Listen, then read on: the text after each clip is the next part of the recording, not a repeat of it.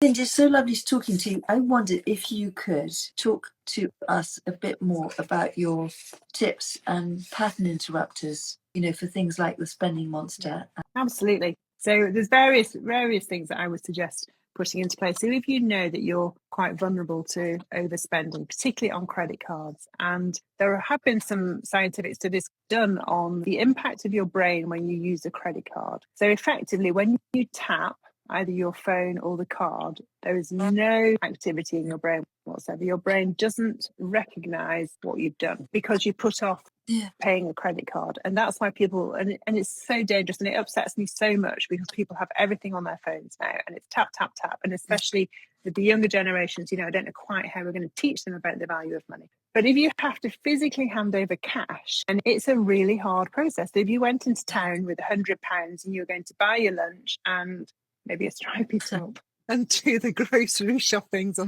something like that, you would find it very hard. So there is brain activity when you have to spend money. I'm sure you would come home with a lot more than if you went with your credit card and kept tapping when you.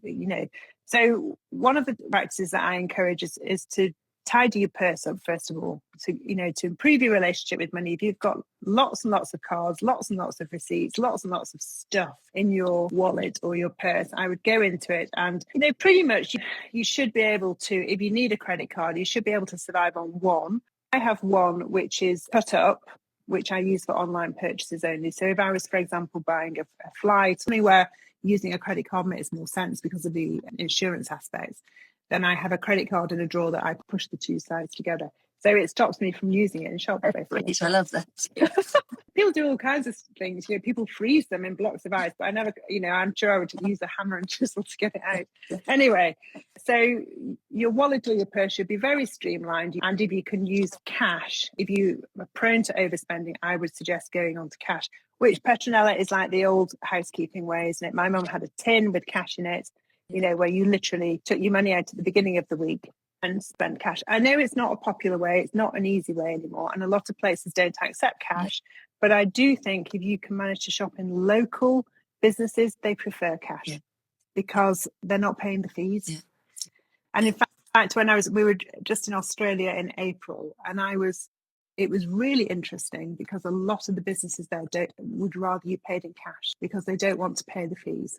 And just on another side, so just on the kind of flip side of that, Visa and MasterCard are two of the most successful companies in the world at the moment. Are they? Yeah.